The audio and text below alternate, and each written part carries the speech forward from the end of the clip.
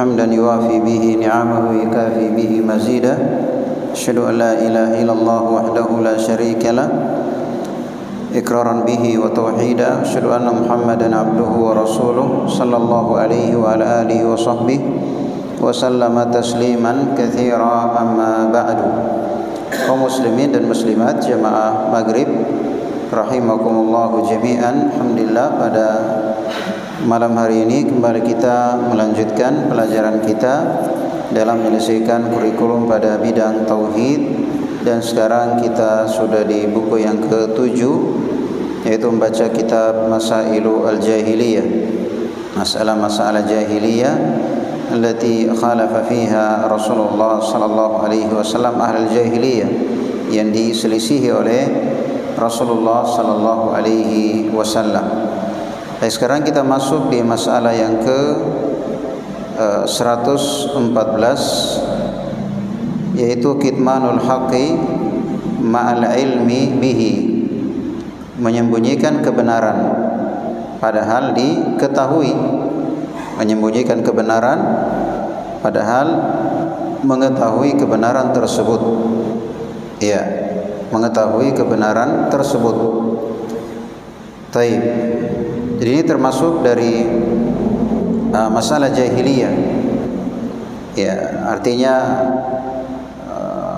termasuk kebiasaan orang-orang jahiliyah terdahulu, dan juga ini termasuk kebiasaan orang-orang Yahudi dan orang-orang Nasara. Ya, mereka menyembunyikan kebenaran padahal mereka mengetahui kebenaran tersebut. Ya, contoh misalnya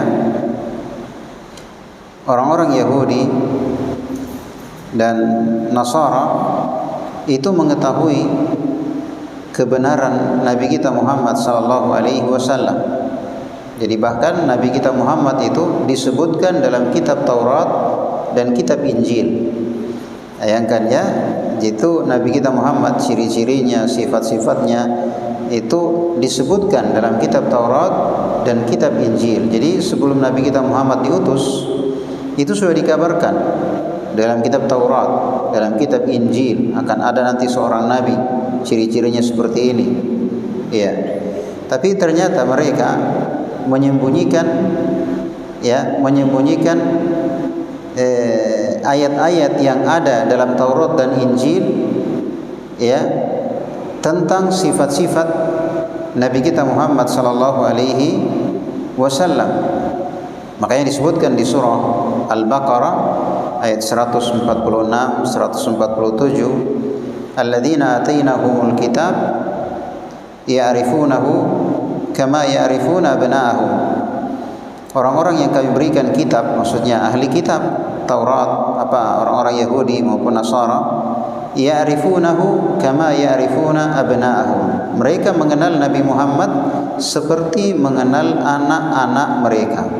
Jadi orang Yahudi, Nasrani itu kenal betul siapa Nabi Muhammad sallallahu alaihi wasallam, karena disebutkan dalam Al-Qur'an kama ya'rifuna abna'ahum, seperti mengenal anak-anak mereka.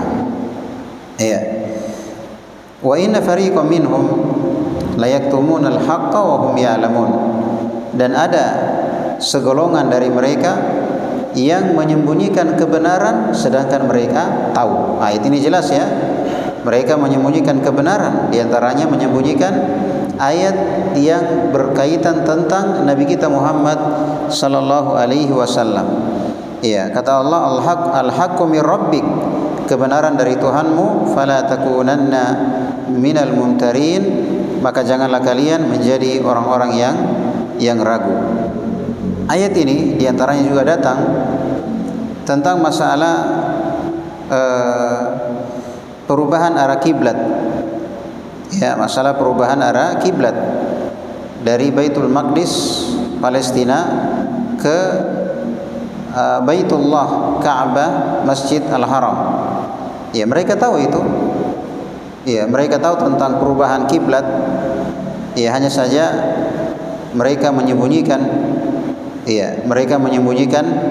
perkara tersebut, padahal mereka tahu bahwasanya ini merupakan kiblat yang diperintahkan, dan itu merupakan kiblat Nabi Ibrahim alaihi salam, karena jelas Ka'bah itu dibangun oleh Nabi Ibrahim alaihi salam bersama putranya Ismail alaihi salam.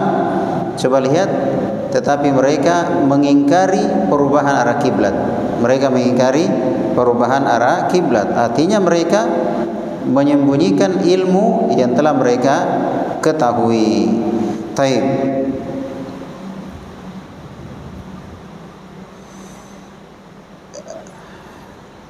Di antara poin-poin penting yang bisa kita ambil di sini, yang pertama, menyembunyikan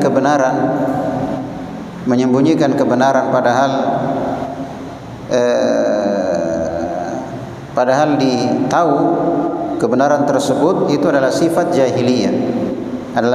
jahiliyah, bukan dari sifat orang-orang yang beriman, ya, bukan dari sifat kaum muslimin, tapi itu merupakan sifat dari orang-orang jahiliyah. Kemudian yang kedua,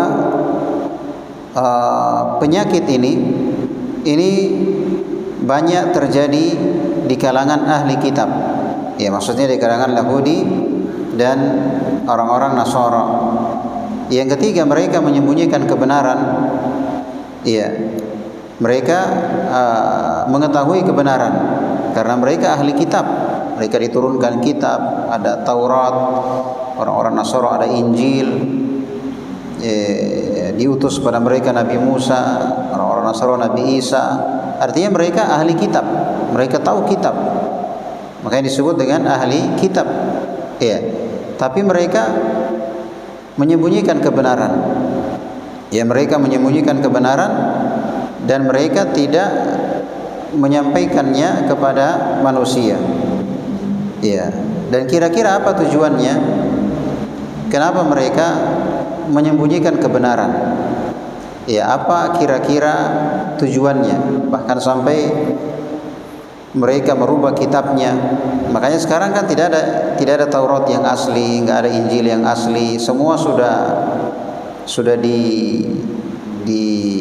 dirubah, ya. Nah, sekarang apa tujuannya, apa, ya, motifnya? Kenapa mereka, ya, menyembunyikan kebenaran? Ya, tentunya diantaranya adalah karena kepentingan dunia. Karena ada kepentingan dunia.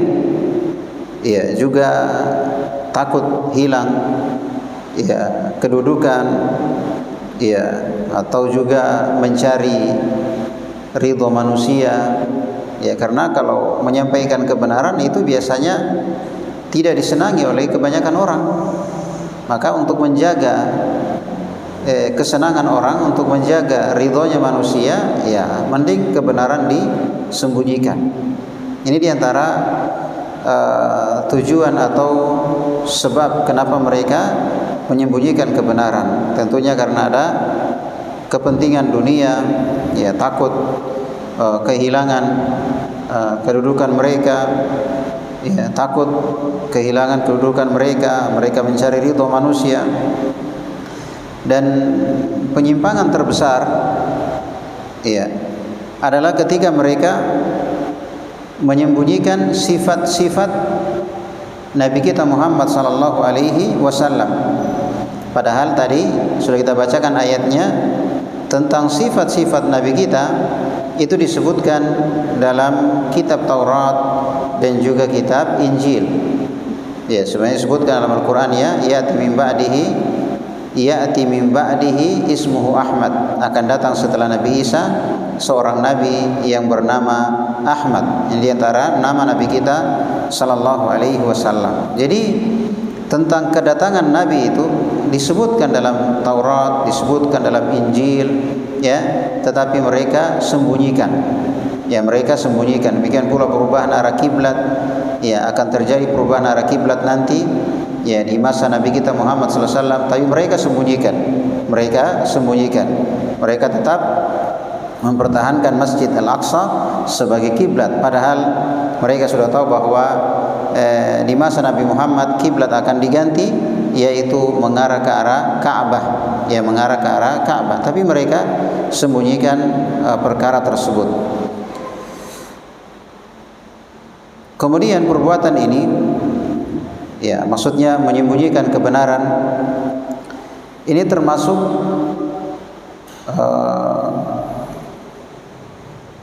mendustakan Rasul, ya termasuk mendustakan Rasul, dan juga mengingkari ar-risalah atau mengingkari kerasulan, atau mengingkari ar-risalah, yaitu yang dibawa oleh ar-rasul. Iya. Kemudian setelah kita baca ayatnya tadi, bagaimana Allah Subhanahu wa taala membongkar, ya, perbuatan mereka, ya, dalam banyak ayat, ya. Di antaranya ayat yang kita baca juga, di antaranya Allah Subhanahu wa taala sudah mengambil janji kepada orang-orang Yahudi, orang-orang Nasara, ya, untuk menjelaskan ilmu kepada manusia. Jadi bayangkan, artinya Allah sudah mengambil janji. Misalnya disebutkan di surah Al-Imran ayat 187, ya, wa idh akhadallahu mitsaqal ladzina utul kitab latubayyinunnahu lin-nasi wa la taktumunah fanabadhuhu wara'a dhuhurihim washtaru bihi thamanan qalila. Kata Allah, dan ingatlah ketika Allah telah mengambil perjanjian, ya, telah mengambil perjanjian kepada orang-orang yang telah diberi kitab, maksudnya Yahudi dan Nasrani. Apa perjanjiannya? Yang mereka sudah akui perjanjian itu, latubayyinunnahu linnas, ya, supaya kalian jelaskan ilmu kepada manusia, wala taktumunah, dan jangan kalian sembunyikan. Coba lihat, jadi sudah ada janjinya, jadi sudah ada janji yang mereka sepakati dengan Allah Subhanahu wa taala agar mereka menjelaskan ilmu kepada manusia dan tidak menyembunyikannya, ya, wala taktumuna. Apa yang terjadi? Fanabadhuhu wara'a dhuhurihim.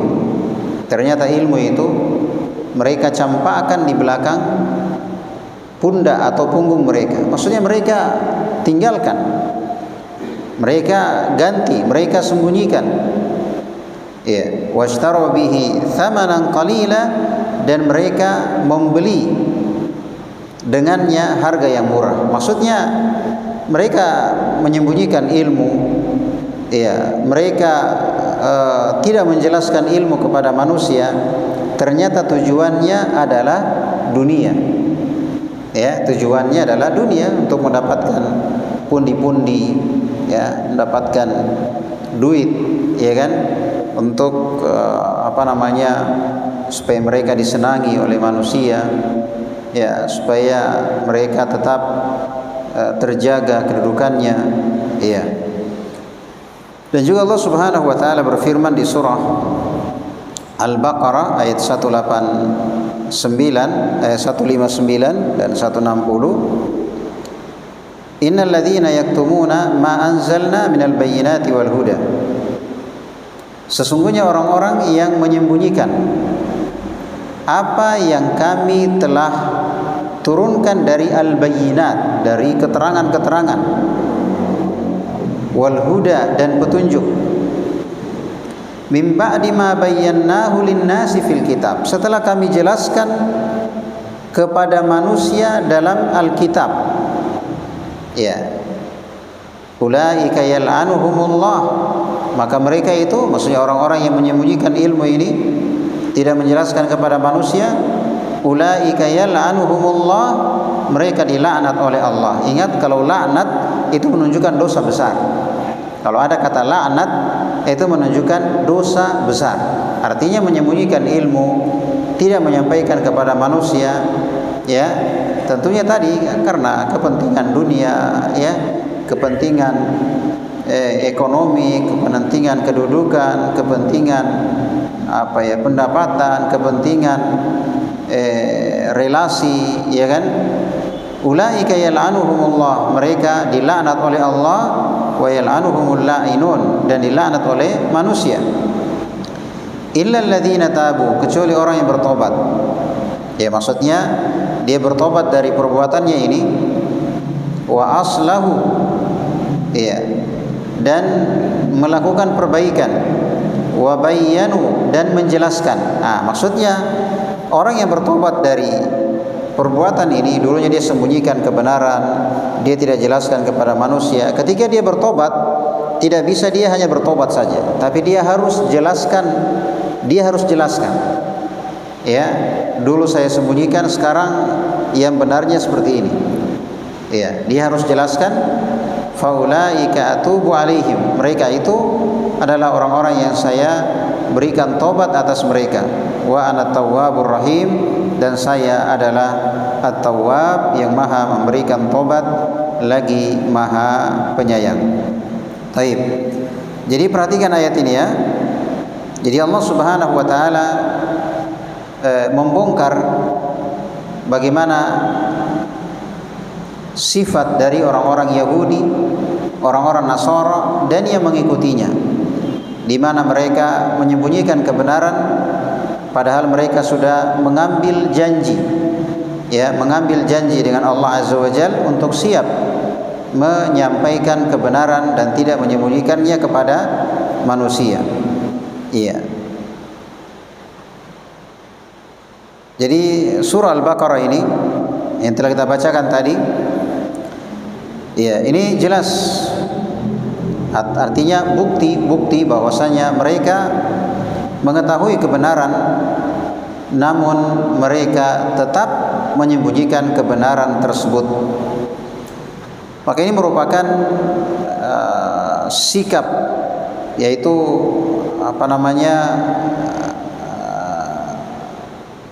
melawan amanah dari ilmu. Artinya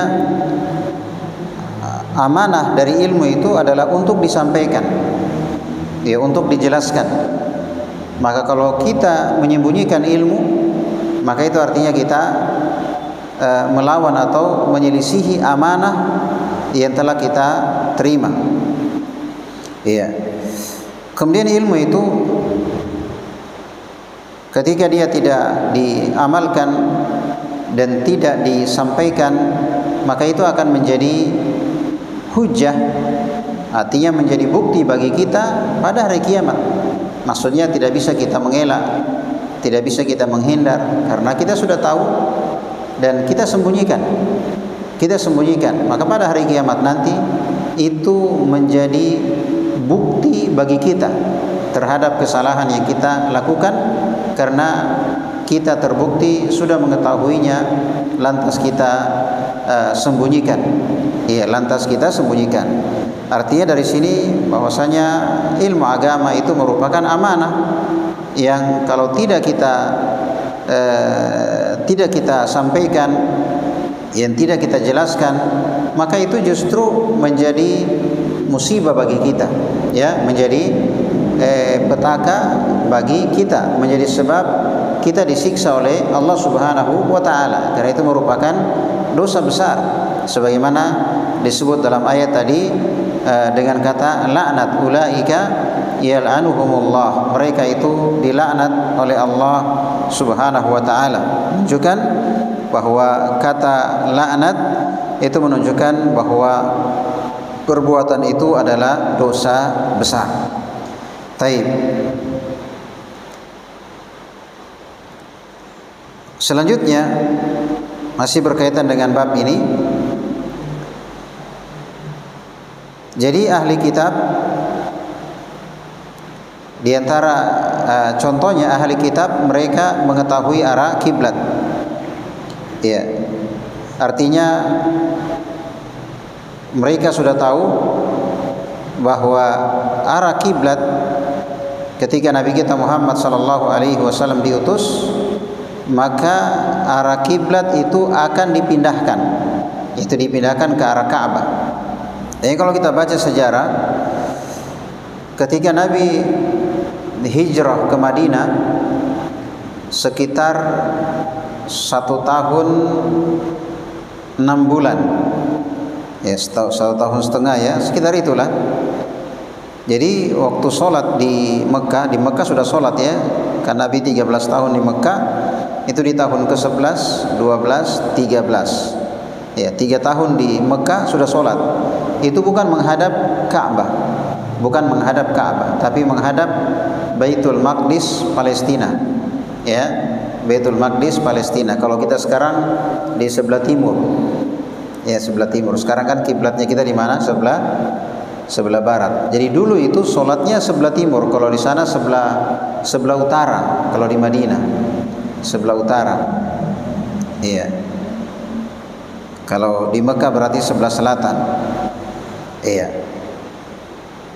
Nah, ketika hijrah ke Madinah sekitar 1 tahun lebih, ya sekitar 1 tahun setengah di Madinah, terjadi perubahan arah kiblat.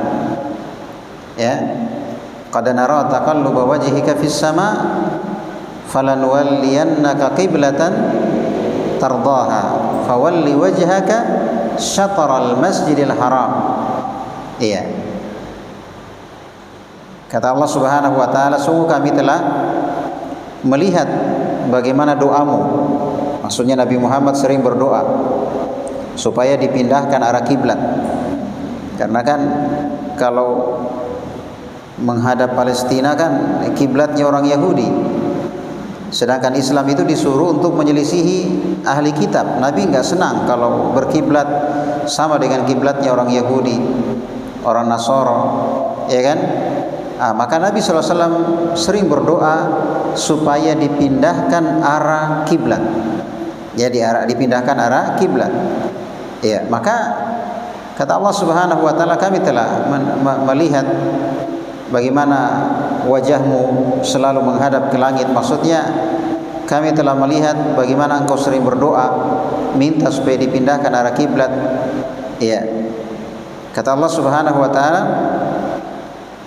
falanwalliyannaka qiblatan tardaha, maka kami akan arahkan engkau ke kiblat yang kamu ridhoi. Maksudnya kiblat yang diinginkan Nabi kita Muhammad SAW adalah kiblat Nabi Ibrahim alaihi salam, yaitu Ka'bah. Ya, kata Allah Subhanahu wa taala, fawalli wajhaka syatral masjidil haram, maka hadapkanlah wajahmu ke arah Masjid Al-Haram. Ini sudah di Madinah, ya. Sudah di Madinah. Jadi dulunya menghadap sebelah utara, ya, menghadap sebelah utara, ya, menghadap sebelah utara, maka setelah itu menghadap sebelah selatan. Kalau di kita Indonesia ini dulunya menghadap sebelah timur, ya kan? Kemudian setelah itu menghadap sebelah barat. Ya, sebelah barat. Jadi 180 derajat. Ya, bukan serong sedikit. Jadi dari depan ke belakang. Gitu ya, dari depan ke belakang. Nah, bayangkan turunnya ayat ini, orang-orang Yahudi nggak terima. Orang-orang Yahudi nggak terima. Mereka bilang paling sebentar jitu. Maksudnya sebentar itu nanti kembali lagi ke kiblat yang pertama. Justru mereka mengejek. Nggak lama jitu. Ya, kalau bahasa kita gayaan aja. Saya sebentar itu kembali lagi kiblat kita. Artinya di sini memang masalah mengingkari kebenaran padahal sudah ditahu itu sejak dulu. Ini termasuk kebiasaannya orang-orang Yahudi, kebiasaannya orang-orang Nasara, dan diikuti oleh orang-orang jahiliyah. Dan sekarang ya ternyata diikuti oleh apa? Kaum muslimin. Ya, misalnya kalau kita, ya kayak kita ini penceramah, ya biasanya panitia kasih tahu memang jangan bahas ini, jangan bahas ini, bahas yang ini saja. Ya ini apa? Sesuai pesanan. Bahas yang ini saja. Jangan yang ini bahaya, memecah belah umat. Orang tidak suka, ya, tidak suka yang ini tidak suka. Jadi sekarang itu yang disuka oleh kaum muslimin apa? Yang lucu. Yang lucu. Pokoknya yang penting lucu. Nah, banyak pengikutnya. Padahal cerita tidak ada ilmunya, cerita bikin lucu saja. Iya. Yang kedua, yang membiarkan kesyirikan, yang membiarkan bid'ah, yang membiarkan khurafat, itu banyak pengikutnya. Banyak pengikutnya. Apakah mereka tidak baca ayat-ayat, tidak baca hadits-hadits tentang itu? Baru dia baca Al-Fatihah sudah jelas. Baru dia baca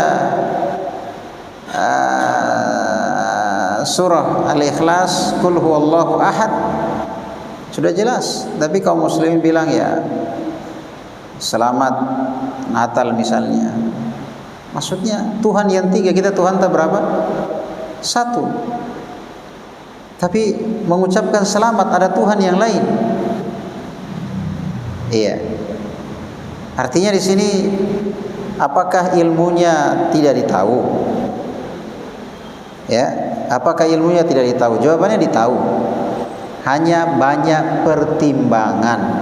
Istilahnya tapi nanti orang lari, nanti orang bagaimana nih, nanti tidak dipanggil lagi, tidak ada lagi pendapatan, ya kan?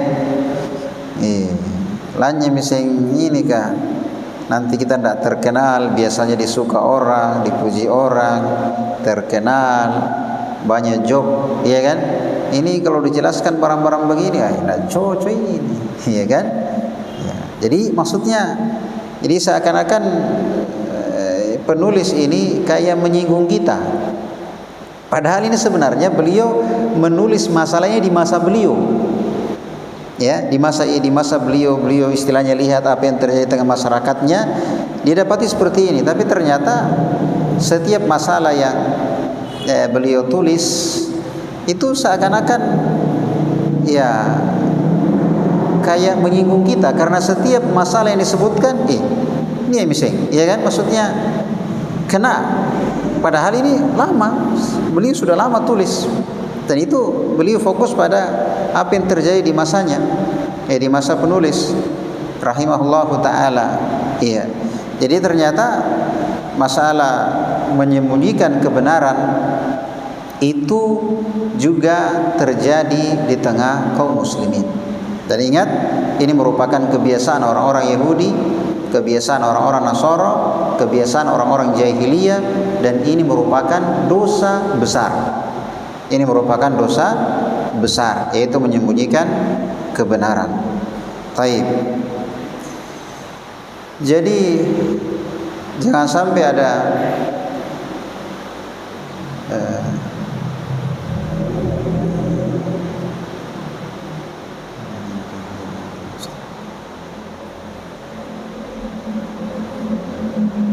jangan sampai ada yang mengatakan ya kalau begitu tidak usah kita belajar,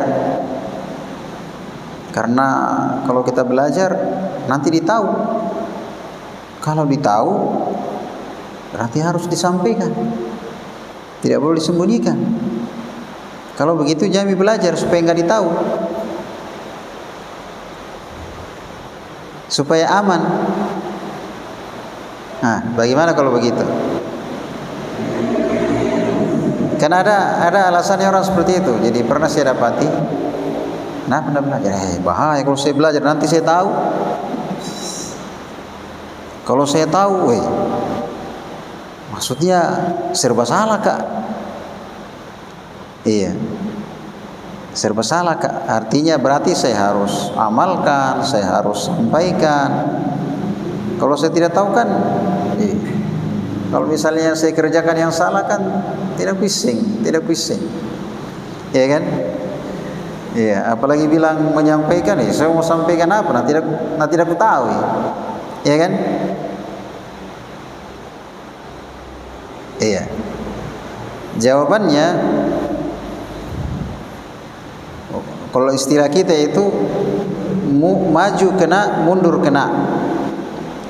Pokoknya tengah-tengah, tidak belajar, ya, untuk menghindari tidak mengamalkan dan tidak menyampaikan, ini dosa.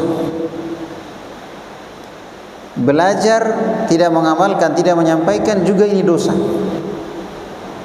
Jadi yang benarnya wajib kita belajar dan wajib kita amalkan dan kita sampaikan.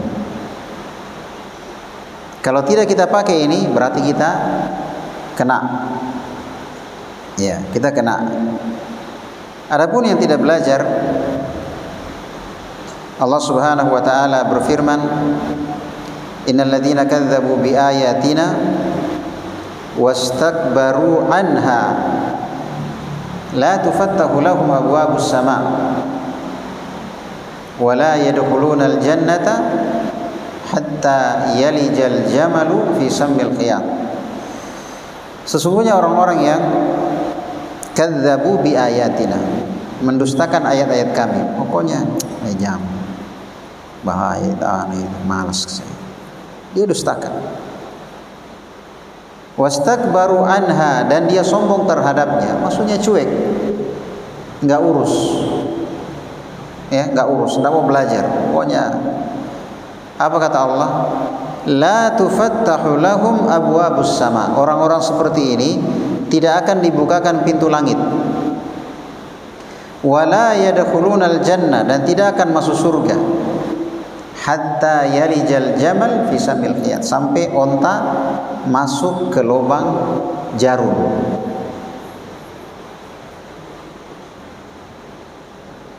Jadi kalau ada onta sudah bisa masuk di lubang jarum, nah disitulah baru orang yang tidak belajar itu bisa masuk surga. Tapi selama onta tidak bisa masuk di lubang jarum, maka tidak bakalan, ya, tidak mungkin orang yang tidak belajar itu masuk surga. Maksudnya ini kan kalimat mustahil. Mana ada hewan yang paling besar, yaitu onta, bisa masuk di lubang yang paling kecil, yaitu lubang jarum? Kan mustahil namanya. Maksudnya orang tidak belajar agama, cuek dengan agama, tidak mau tahu tentang agama, ya kan? Itu bukan alasan tidak akan masuk surga. Jadi tidak belajar dengan alasan, takut kan saya kalau belajar, karena kalau belajar banyak sekali kewajiban ditahu, manatomi diamalkan, manatomi harus disampaikan. Belum siap kak, ya kan? Belum siap kak. Resiko.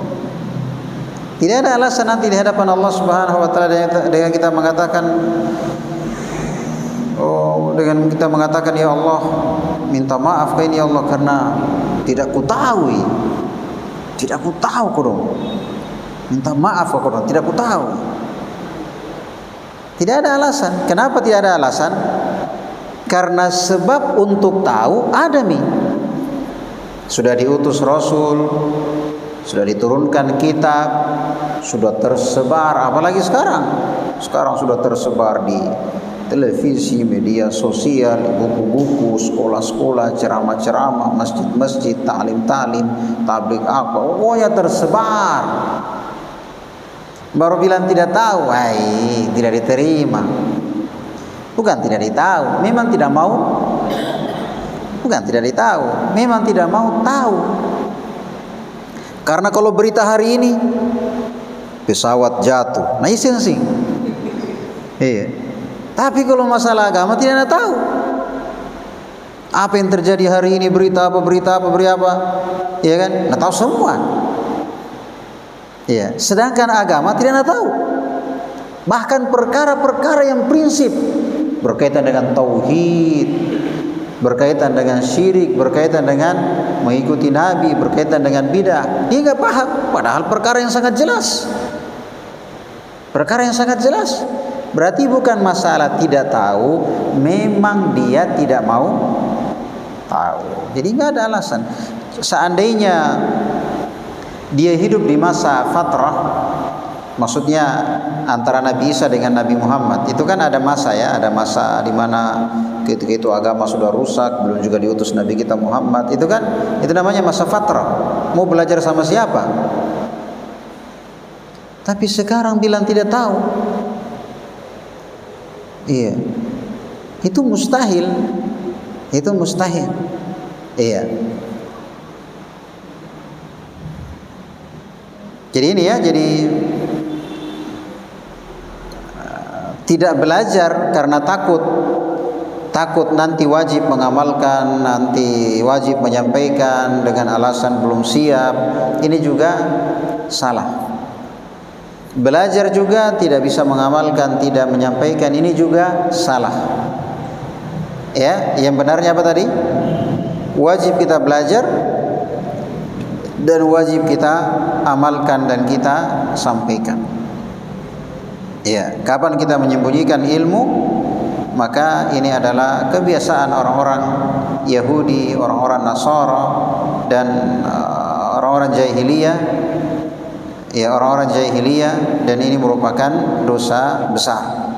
Taib. Yang antaranya tadi masalah perubahan arah kiblat contohnya ya. Jadi ternyata orang-orang Yahudi sudah tahu ya tentang perubahan arah kiblat, tapi mereka ya begitulah, mereka tetap menyembunyikan kebenaran tersebut. Taib. Selanjutnya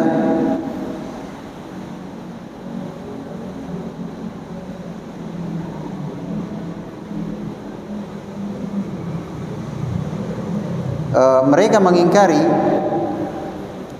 dan menyembunyikan ilmu itu seperti tentang Nabi kita Muhammad sallallahu alaihi wasallam.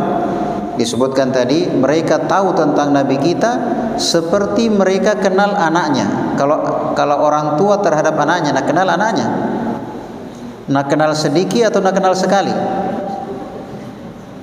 Itu orang tua terhadap anaknya, nak kenal anaknya, kenal sedikit atau kenal banyak? Kenal banyak, kenal sekali. Namanya juga orang tua terhadap anak, kenal sekali.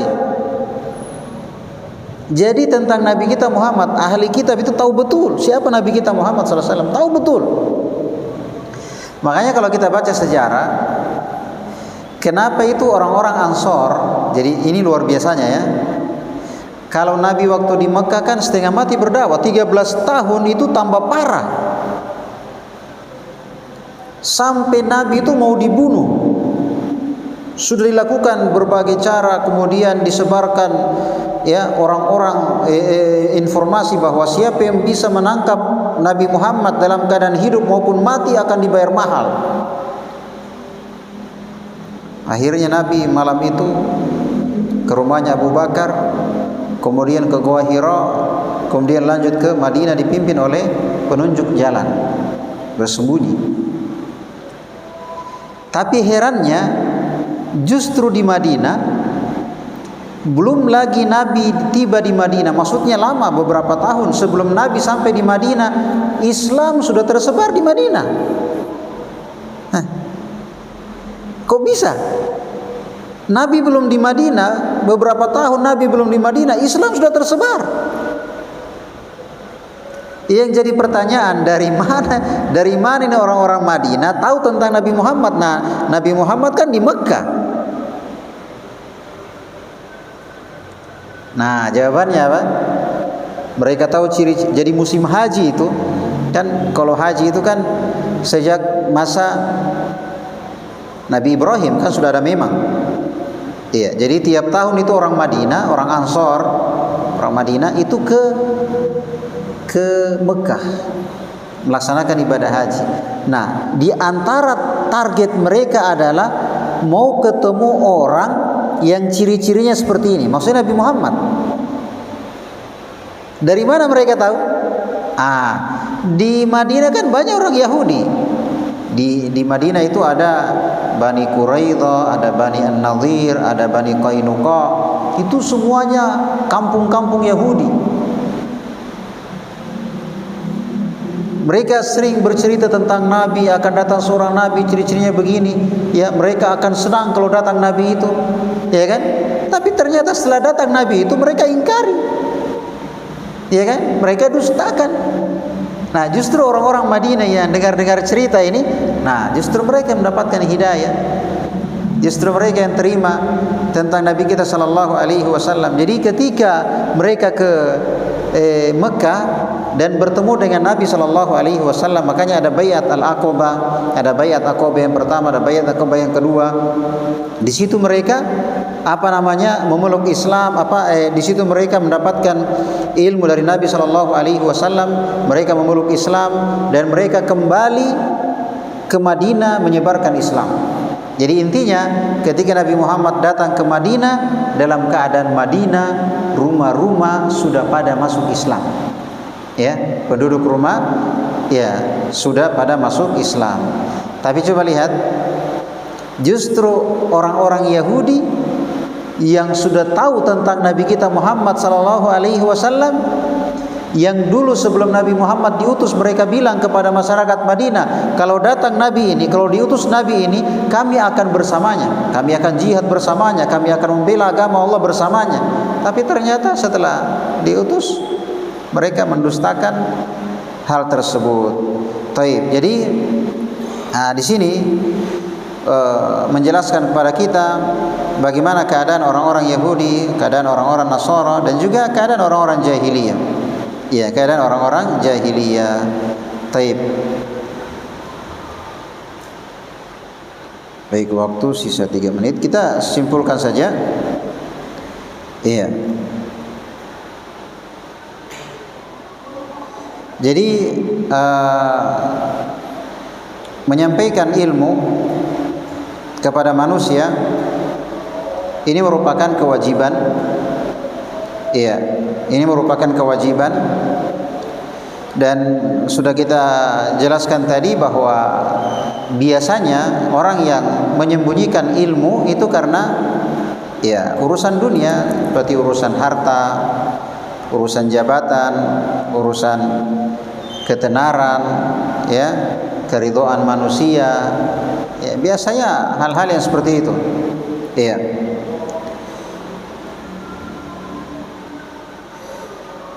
Jadi prinsip dalam dakwah, ya, prinsip dalam dakwah artinya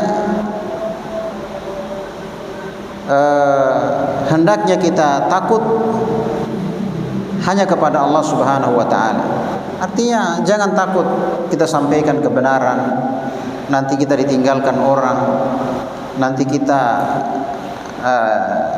dimusuhi, ya, nanti kita nggak dipanggil lagi, nanti kita, jangan takut dengan manusia, hendaknya kita takut kepada Allah Subhanahu wa taala.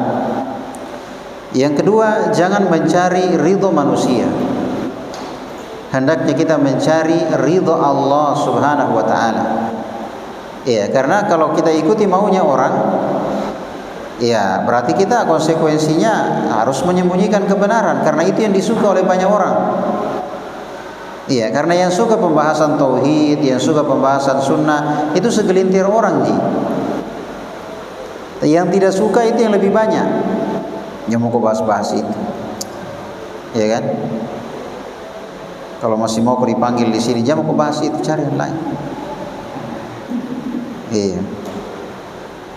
Jadi kalau diikuti maunya orang, ya jadi di kandang paksa, ya kan? Kandang paksa artinya kau pilih yang mana? Masih mau dipanggil atau kau sembunyikan ilmu, gitu ya? Maka dipaksa. Oleh karenanya ya tidak boleh takut ya dengan manusia, maksudnya kita hanya takut kepada Allah Subhanahu wa taala.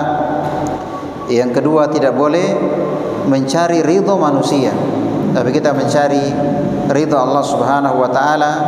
Artinya kita menyampaikan kebenaran ya supaya kita mendapatkan keridhaan Allah Subhanahu wa taala. Jadi kesimpulannya haram hukumnya dan merupakan dosa besar menyembunyikan kebenaran bagi orang yang mampu menjelaskan.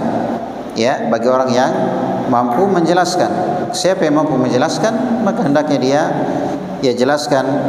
Dan menyembunyikan kebenaran ini termasuk sifat yang tercela, sifatnya orang-orang Yahudi, orang-orang Nasara, orang-orang jahiliyah yang Islam itu datang untuk menyelisihi perkara tersebut. Jadi kewajiban kita adalah belajar beramal, berdakwah dan bersabar. Ya, dan dalam masalah menyampaikan ilmu tentunya kita dahulukan orang terdekat.